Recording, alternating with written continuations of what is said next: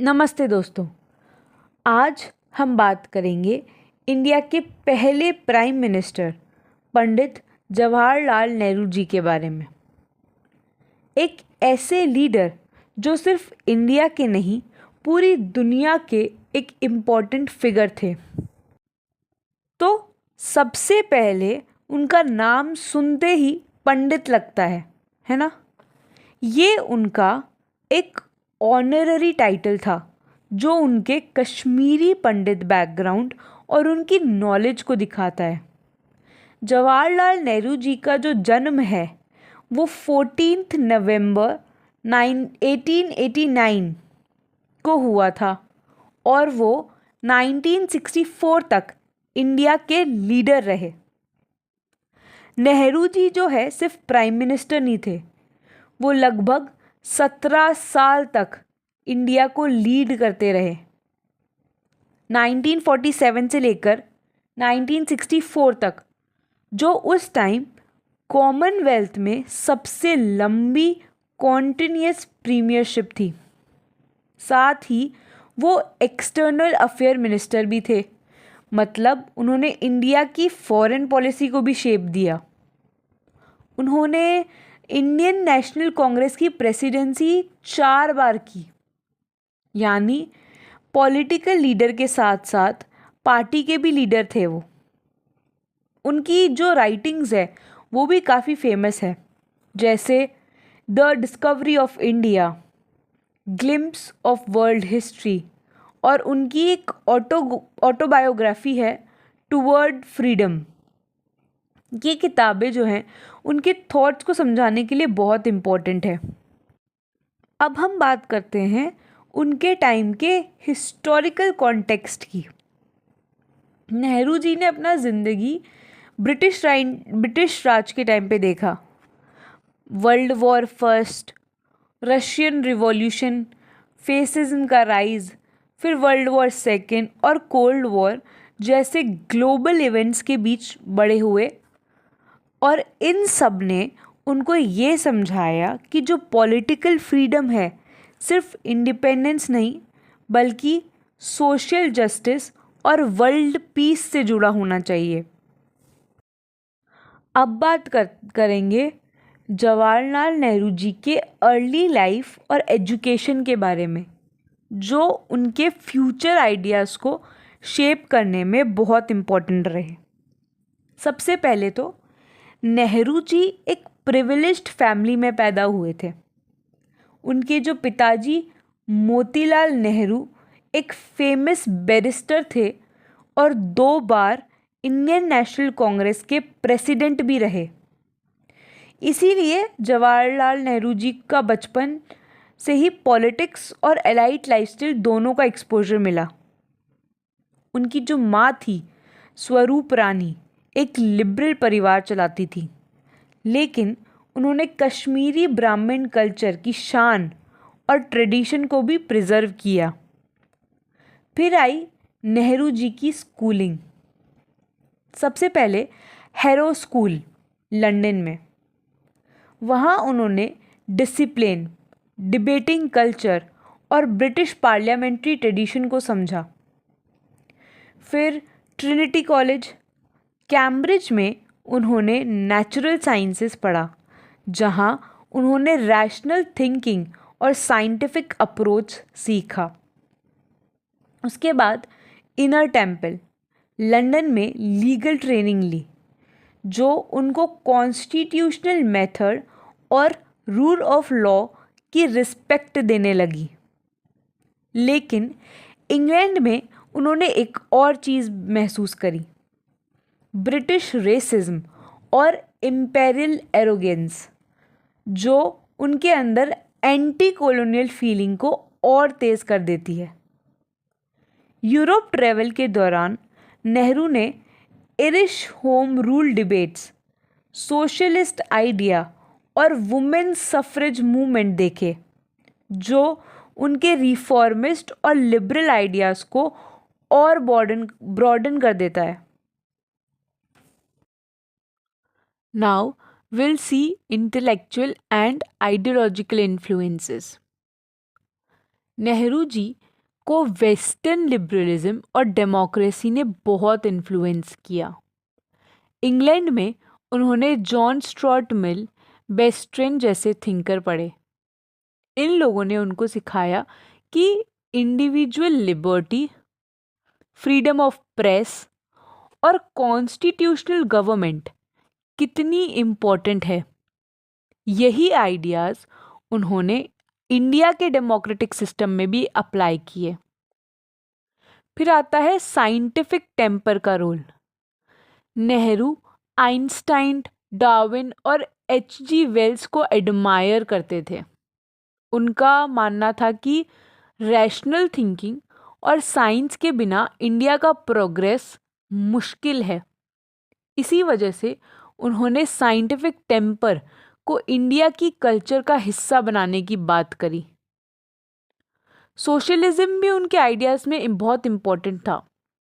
Russian revolution ने उनको deeply impact किया था। उन्होंने कार्ल मार्क्स और लेनिन को पढ़ा, लेकिन वो कम्युनिज्म की ऑथोरिटेरियन फॉर्म को कभी एक्सेप्ट नहीं कर पाए। उनका सोशलिज्म था डेमोक्रेटिक और एथिकल, इक्वालिटी के साथ फ्रीडम भी चाहते थे वो। और गांधी का तो इम्पैक्ट सबको पता है। गांधी ने नेहरू को इंडियन सोसाइटी और नॉन वायलेंस का डीपर अंडरस्टैंडिंग दिया। उन्होंने सत्याग्रह सीखा और रूरल इंडिया से कनेक्ट हुए। दोनों के आइडियाज़ थोड़े अलग थे, पर रिस्पेक्ट हमेशा रहा। इंडियन कल्चर और स्पिरिचुअलिटी से भी नेहरू बहुत ही प्रभावित हुए थे। जैसे उपनिषद, बुद्धिज़्म, अशोका के आइडियल्स ने उनकी सोच को प्लूरलिज्म और सेक्युलरिज्म की तरफ बढ़ाया। उन्होंने इंडिया को एक स्पिरिचुअल और प्रोग्रेसिव सिविलाइजेशन की सिविलाइजेशनल एंटिटी माना।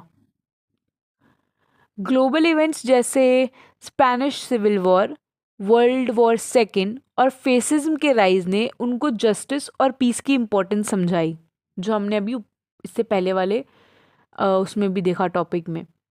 उन्होंने लीग ऑफ नेशन की फेलियर भी देखी, पर फिर भी वर्ल्ड कोऑपरेशन पे विश्वास बनाए रखा उन्होंने। फाइनली नेहरू इंटरनेशनलिज्म और वर्ल्ड पीस के बड़े सपोर्टर थे और उनका सपना था कि एक ऐसी दुनिया जहां वॉर ना हो, सिर्फ कोऑपरेशन और जस्टिस हो। इसी वजह से वो नॉन अलाइनमेंट मूवमेंट के नेचुरल लीडर बने। ओके फ्रेंड्स, अब हम बात करेंगे जवाहरलाल नेहरू के पब्लिक लाइफ में एंट्री और उनके अर्ली पॉलिटिकल एक्सपीरियंसेस के बारे में। तो सबसे पहले 1912 में नेहरू जी इंडिया वापस आए अपनी लॉ करियर के लिए। कहाँ पे? इलाहाबाद में। लेकिन कॉलोनियल कोर्ट्स में उनको बहुत बोर्डम हुआ और ये उनको पॉलिटिक्स में एक्टिवली इन्वॉल्व होने के लिए पुश कर गया। ये जो चीज़ थी बोर्डम, इस वजह से वो बहुत ही इन्फ्लुएंस हो गए to actively participate in politics. Okay, 1916 में उन्होंने एनी बेसेंट के होम रूल लीग को ज्वाइन किया। ये उनके लिए एक टर्निंग पॉइंट था। स्ट्रक्चर्ड मास एजिटेशन का पहला एक्सपीरियंस उन्होंने लिया और थियोसॉफिकल आइडियाज़ से भी उनका एक्सपोजर हुआ, जो एक तरह का स्पिरिचुअल और कॉस्मोपॉलिटन थॉट था।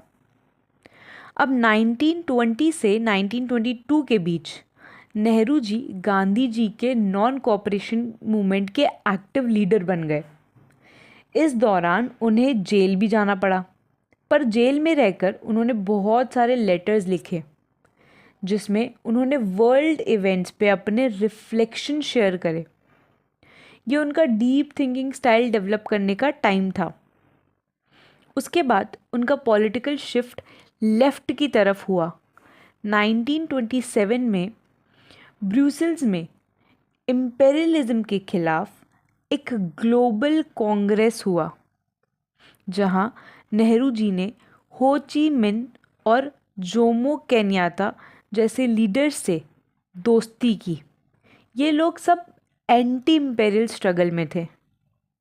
फिर 1934 में उन्होंने कांग्रेस के अंदर सोशलिस्ट कॉकस बनाया, जिसका फोकस था प्लान्ड इकोनॉमी और एग्रीगेरियन रिफॉर्म्स पर काम करना। और 1929 में लाहौर कांग्रेस में नेहरू ने एक हिस्टोरिक सेशन प्रिसाइड किया, जहां पूर्ण स्वराज यानी कंप्लीट इंडिपेंडेंस का डिमांड ऑफिशियली अडॉप्ट हुआ। इसके साथ ही 26 जनवरी 1930 को पहली बार इंडिपेंडेंस डे सेलिब्रेट करने का डिसीजन लिया गया। ये एक बड़ा ब्रेक था डोमिनियन स्टेटस पॉलिटिक्स से। अब हम बात करते हैं उनके पर्सनालिटी ट्रेट्स, वर्किंग स्टाइल और अर्ली लेगेसी में। तो सबसे पहले नेहरू जी एक आइडियलिस्ट थे, लेकिन साथ ही वो रियलिस्ट भी थे। मतलब उनके पास बहुत ही बड़े ड्रीम्स थे, जैसे यूनिवर्सल पीस और जस्टिस। पर वो प्रैक्टिकल भी थे, जिसे हम देखते हैं उनके काम में, जैसे इंटरिम गवर्नमेंट के पोर्टफोलियोज़ और प्लानिंग कमीशन के ब्लूप्रिंट में। उनका जो ओरेटरी स्टाइल था वो भी अलग था। पोएटिक इमेजरी के साथ साथ फैक्ट्स और स्टेटिक्स का बढ़िया ब्लेंड करते थे वो। और जब चाहते तो शेक्सपियरियन इंग्लिश में बात करते, कभी सिंपल हिंदुस्तानी में, जिसे आम आदमी जो है इजीली समझ पाता। वैसे नेहरू जी के पास जो है इंटेलेक्चुअल राइगर भी था। जेल में भी वो रोज़ाना बुक्स पढ़ते और नोट्स बनाते थे। उनका जो कॉरेस्पॉन्डेंस भी था वो भी बहुत ह्यूज था। मतलब हमेशा सीखने और समझने की कोशिश में लगे रहते थे वो एक इंक्लूसिव लीडर थे। मतलब ब्राह्मण होने के बावजूद कास्ट के प्रिविलेजेस को रिजेक्ट किया उन्होंने वर्किंग क्लास कैप्स पहने, जो फेमस नेहरू कैप्स जो बना था वो, और हर कम्युनिटी के साथ हार्मनी प्रमोट की उन्होंने। वो एक मॉडर्निस्ट थे। कार्स, फोटोग्राफी, हाइड्रोइलेक्ट्रिक डैम्स जैसे फ्यूचर के सिंबल्स को उनको बहुत पसंद थे। उनका विजन था एक प्रोग्रेसिव इंडिया का। और 1947 तक ये सब क्वालिटीज़ मिलके उन्हें इंडिया का नेचुरल चॉइस बना प्राइम मिनिस्टर के लिए, जिन्होंने मॉडर्निटी को रिप्रेजेंट किया, किसानों से लेकर एलाइट्स तक की आवाज़ बनी और ग्लोबल लेवल पर ईस्ट के लीडर्स के रूप में पहचाने गए।